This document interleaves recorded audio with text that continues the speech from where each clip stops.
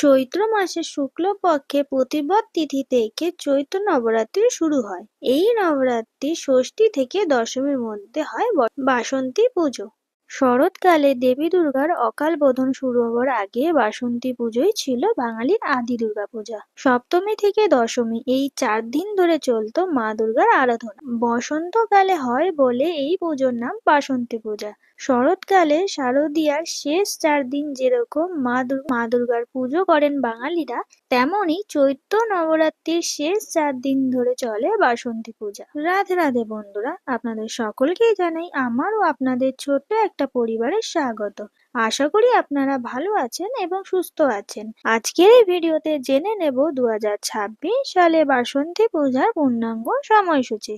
এর সাথে জেনে নেব বাসন্তী পূজায় দেবী দুর্গার আগমন ও গমন কিসে, দেবী দুর্গার আগমন ও গমনের ফলাফল, বাসন্তী পুজো কবে থেকে শুরু হবে এবং কবে শেষ হবে, বাসন্তী পূজার সন্ধি পূজা কবে, বাসন্তী পূজায় বলিদান কবে ও কখন। তো চলো বন্ধুরা, ভিডিওটি শুরু করা যাক। তবে তার আগে মা দুর্গা ও মহাদেবের কৃপা পেতে কমেন্ট বক্সে লিখুন জয় মা দুর্গা ও হর হর মহাদেব। কিছুই জানবো, তবে তার আগে কেউ যদি আমাদের এই ছোট্ট পরিবারে নতুন সদস্য হয়ে থাকে তাহলে এই পরিবারটিকে আরো বড় করার জন্য এই চ্যানেলটিকে সাবস্ক্রাইব করে তার পাশে থাকা বেল আইকনটি ক্লিক করে দিন।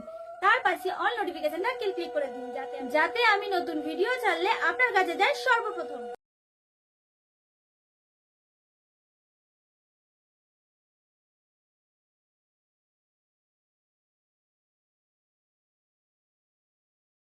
এবার আসা যাক মূল বিষয়।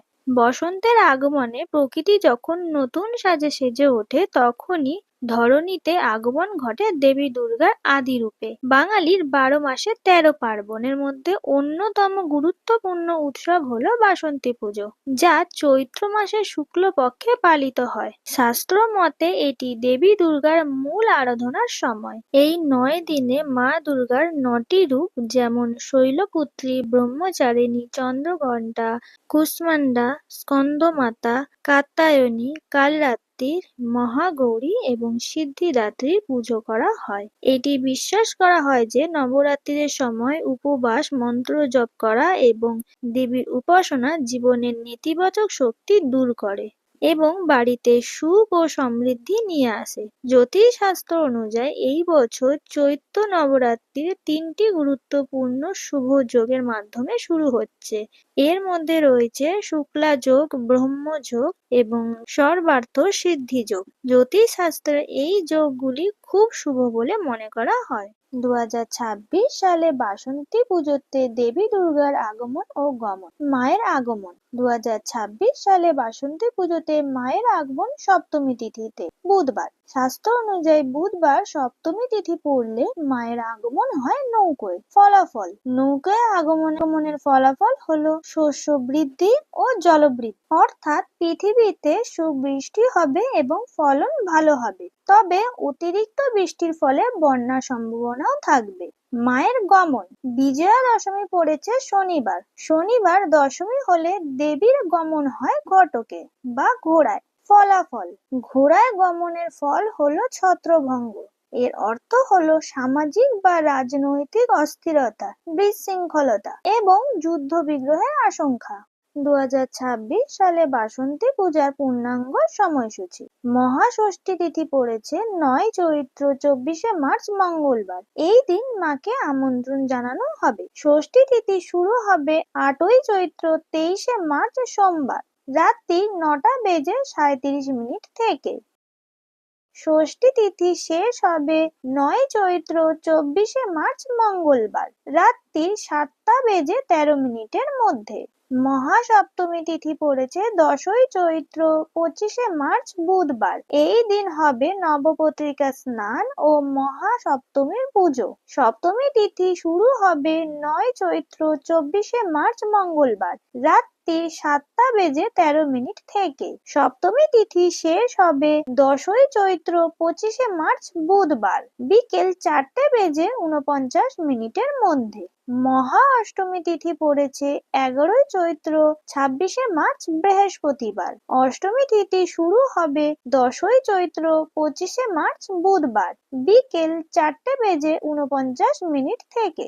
অষ্টমী তিথি শেষ হবে 11ই চৈত্র 26শে মার্চ বৃহস্পতিবার দুপুর 2:30 মধ্যে। এই দিনই পুজোর অন্যতম প্রধান আকর্ষণ সন্ধি পুজো পালিত হবে। সন্ধি পুজোর মহেন্দ্রক্ষণ থাকবে দুপুর 2:06 থেকে দুপুর 2:54 মধ্যে। বলিদান হবে দুপুর 2:30 মধ্যে।